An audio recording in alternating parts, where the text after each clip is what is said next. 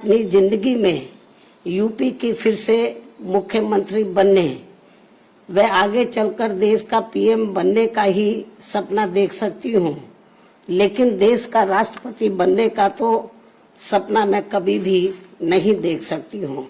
ये भी मैं इनको बताना चाहती हूँ, क्योंकि मैंने अपनी पूरी जिंदगी ऐश व आराम के लिए नहीं बल्कि बाबा साहब डॉक्टर भीमराव अंबेडकर एवं मान्यवर श्री कांशीराम जी के बताए हुए रास्तों पर चलकर व कदम कदम पर कड़ा संघर्ष करके इनके अनुयायियों को व खासकर दबे कुचले लोगों को अपने पैरों पर खड़ा करने के लिए समर्पित की है।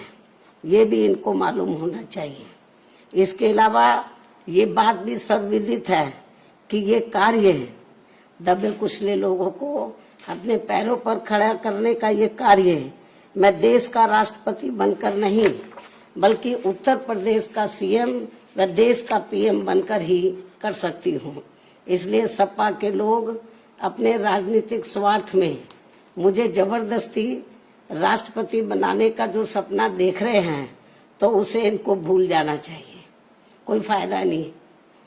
जबकि इस मामले में हकीकत यह है कि सपा वाले मुझे देश का राष्ट्रपति बनाने का सपना इसलिए देखते रहते हैं ताकि उनके लिए यूपी का सीएम बनने का रास्ता साफ हो जाए, जो ये कदापि संभव नहीं हो सकता है।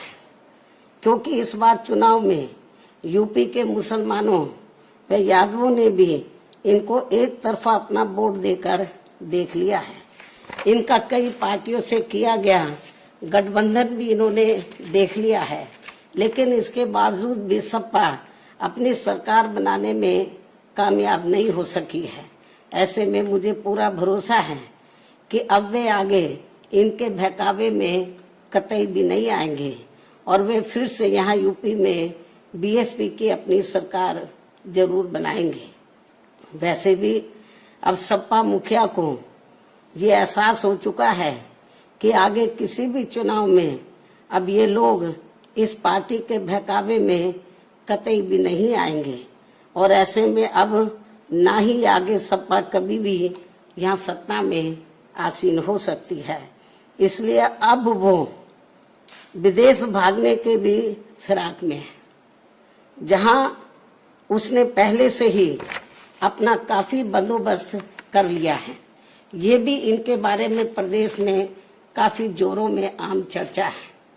इसके साथ साथ यहाँ मैं ये भी बताना चाहती हूँ कि यूपी में बीएसपी की सरकार में दलित, आदिवासी व पिछड़े वर्गों में जन्मे हमारे महान संतों, गुरुओं व महापुरुषों आदि के आदर सम्मान में जो स्मारक व पार्क आदि बनाए गए थे, तो उनके रख रखाव को लेकर सपा सरकार में तो बहुत ज्यादा और अब भाजपा सरकार में भी काफी ज्यादा उपेक्षा हो रही है, जिसकी वजह से अब आए दिन सभी स्थलों की हालत काफी ज्यादा खराब हो चुकी है।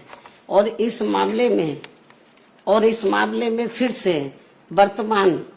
से मैं वर्तमान भाजपा सरकार का ध्यान आकर्षित कराने के लिए इस मामले में फिर से मैं रिपीट कर रही हूँ, बहुत इम्पोर्टेंट है क्योंकि मीडिया बहुत गलत तरीके से इसको हाईलाइट कर रहा था। और इस मामले में फिर से वर्तमान भाजपा सरकार का, क्योंकि सरकार का ध्यान आकर्षित कराने के लिए आज मेरी चिट्ठी को लेकर बीएसपी का एक प्रतिनिधि मंडल अर्थात श्री एस.सी. मिश्रा राज्यसभा सांसद व राष्ट्रीय महासचिव बसपा एवं श्री उमा शंकर सिंह बीएसपी विधान मंडल दल के नेता आदि यूपी के मुख्यमंत्री योगी जी से मिले हैं। इन स्थलों को लेकर इस संबंध में मैंने चिट्ठी लिखी मुख्यमंत्री जी को और इन दोनों को मैंने भेजा, आप चिट्ठी लेकर जाओ और उनको डिटेल में इन स्थलों की जो खराब हालत है उसके बारे में अवगत कराओ, ताकि इन स्थलों की हालत सही हो जाए। इस ओर सरकार ध्यान दे। मैं उनसे यही उम्मीद करती हूँ कि वे इस मामले में अब जरूर उचित व ठोस कदम उठाएंगे।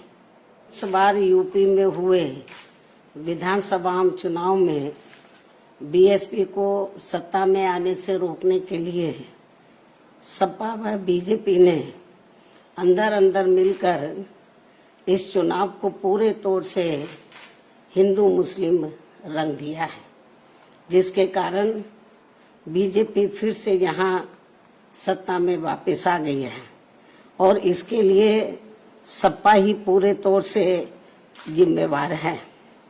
और अब यूपी में खासकर कमजोर वर्गों व मुस्लिम समाज के लोगों के ऊपर जो आए दिन जुल्म जाती हो रही है, तो उसके लिए भी सपा मुखिया ही पूर्ण रूप से जिम्मेवार व कसूरवार भी है। और अभी भी ये किस्म किस्म की अफवाहें फैलाने से बाज नहीं आ रहे हैं, जबकि अब तो इनको अपनी बचकानी व घिनौनी राजनीति बंद करनी चाहिए। इसके साथ ही इनको मैं ये भी बताना चाहती हूँ कि इसमें भी कोई संदेह नहीं है कि यदि उत्तर प्रदेश सहित पूरे देश में खासकर दलित, आदिवासी, पिछड़ा वर्ग, मुस्लिम व अपर कास्ट समाज में से गरीब तबका भी बीएसपी में जुड़ जाता है, तो फिर ये लोग बीएसपी की मुखिया को पुनः यहाँ यूपी का मुख्यमंत्री बना सकते हैं। और इतना ही नहीं बल्कि आगे चलकर देश का प्रधानमंत्री भी बना सकते हैं, क्योंकि इन वर्गों के वोटों में बहुत बड़ी ताकत है, बशर्ते यदि ये लोग एकजुट होकर बीएसपी से जुड़ जाएं और चुनाव में किसी भी प्रकार से गुमराह ना हो, किसी भी प्रकार के बहकावे में ना आए। इसलिए मैं चिट्ठी की कॉपी भी मीडिया को दे दी जाएगी, क्योंकि जो गलत प्रचार कर रहे हैं आज ये दोनों मिले हैं, ये तो मेरी चिट्ठी लेकर मिले स्मारकों को लेकर कि स्मारकों की हालत बहुत ज्यादा खराब है और इस ओर सरकार ध्यान दे। और जो चिट्ठी लेकर मिले वो कॉपी भी हम मीडिया को भेज देंगे, ये भी मैं बताना चाहती हूँ। इसके साथ ही इस समय देश में रमजान का महीना चल रहा है, लेकिन जिस प्रकार से इस दौरान बिजली की कटौती की जा रही है, ये सब ठीक नहीं हो रहा है। इस मामले में केंद्र व सभी राज्यों की सरकारें जरूर सख्त व कठोर कदम उठाएं। बीएसपी की ये पुरजोर मांग है। खबरों में बने रहने के लिए फोरम 4 को सब्सक्राइब करें और नोटिफिकेशन पाने के लिए बेल आइकन दबाएं।